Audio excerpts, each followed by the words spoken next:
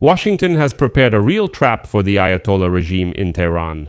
Donald Trump publicly stated that the United States is not ready to strike Iran yet, since the Ayatollah regime promised Washington to stop the crackdown on protesters.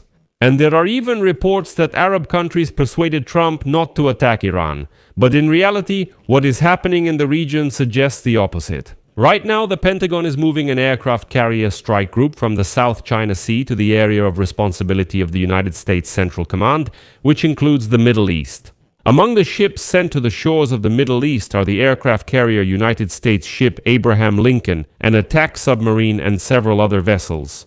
At the same time, there are reports of the movement of American troops in Qatar. In Israel, air defense systems have been put on alert and shelters have been opened. At the same time, Reza Pahlavi, the son of the deposed Shahanshah of Iran, secretly met with the special envoy of the American president, Stephen Witkoff, to discuss plans to overthrow the Ayatollah regime. At the same time, the United States Department of the Treasury officially recorded that the leadership of the theocratic regime in Iran has begun secretly transferring millions of dollars out of the country. And all these actions, well, it can't be said that the United States isn't planning anything at all. I'm Alexei Pechi. Let's discuss this together. But before we start this episode, I ask you to subscribe to the channel, like the video, and leave any comment under this episode. Also, subscribe to my Telegram channel, Pechi News. The link to it is in the description of this video. There we post breaking news as it comes in. After Donald Trump's latest statement, many people have said, disappointed, that Trump betrayed the Iranian protesters. Trump unexpectedly said that supposedly killings in Iran have stopped and executions of those arrested during the unrest have been cancelled. So for now, attacks aren't supposedly being planned. Trump's quote, "I'm sure that if this does happen, we will all be very upset and you will be very upset too. But I was just informed that the killings have been stopped, the executions have been stopped. They are not going to carry out the execution that many have been talking about for the past couple of days. Today was supposed to be the day of the execution. At the same time, despite what seems to be conciliatory rhetoric from Trump, there is considerable activity from American aviation in the region.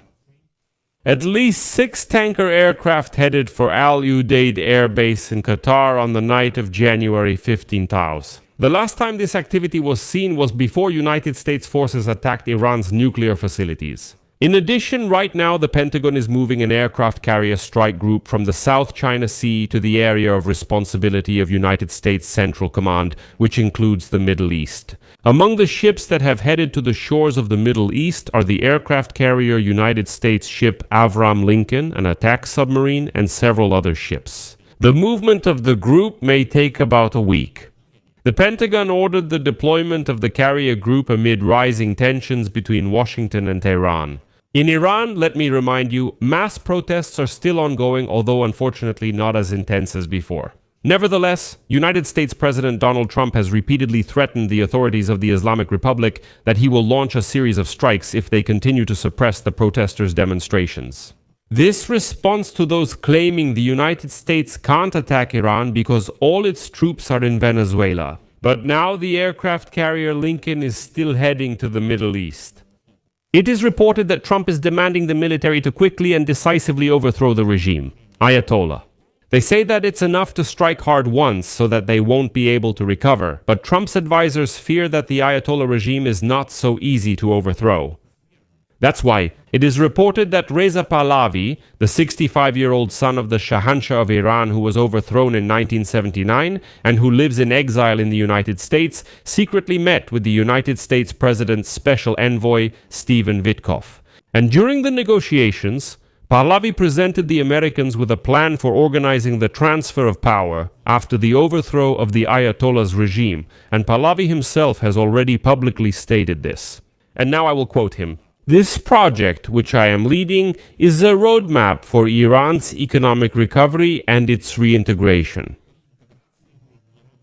As of today, there are more than 100 experts both inside the country and abroad. I also work with successful entrepreneurs and talented people from all over the world. It's also worth noting that right now Pahlavi is a star of American television, but by the way, Pahlavi could also be a beneficial candidate for Israel.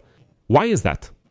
Well, for example, According to Pahlavi, Iran's military nuclear program will be completely shut down. Iran will act as a friend and a stabilizing force in the region, and will also become a partner in ensuring global security. Next is a quote: "Support for terrorist groups will stop immediately.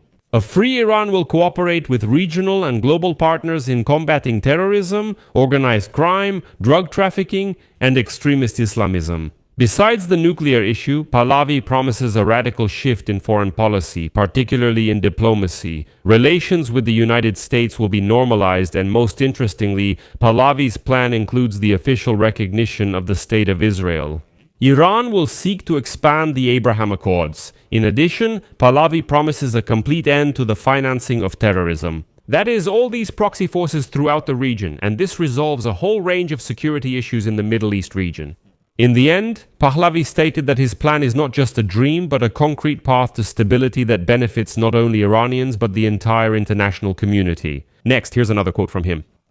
"The fall of the Islamic Republic and the establishment of a secular democratic government in Iran will not only restore dignity to my people, but will also benefit the region and the entire world.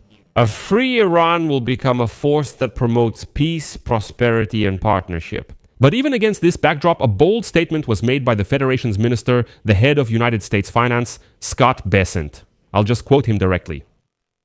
"Iran's theocratic leaders have started secretly moving millions of dollars out of the country. Right now we see the rats leaving the ship. We see millions, tens of millions of dollars being smuggled out of the country by the Iranian leadership. We see this money going into banks and financial institutions all over the world. The United States Treasury is monitoring these operations, including transfers via the banking system and digital assets. We will track these assets, and they won't be able to keep them." This is a statement from the United States Secretary of the Treasury. Still, Donald Trump is once again publicly muddying the waters. And Trump stated that the Iranian opposition figure Reza Pahlavi makes a good impression. However, his real support inside the country remains in question. Quote, "He seems very nice, but I don't know how he would play in his own country. We haven't reached that level yet. I don't know if his country will accept his leadership, and if they do, that would definitely be fine with me." I'll leave it at that. Share your opinions and conclusions in the comments below this episode. If you found this episode interesting and useful, you can support the work of this YouTube channel with your donation or paid subscription using the links and details in the description of this video. That's all for now. Take care. Goodbye, everyone.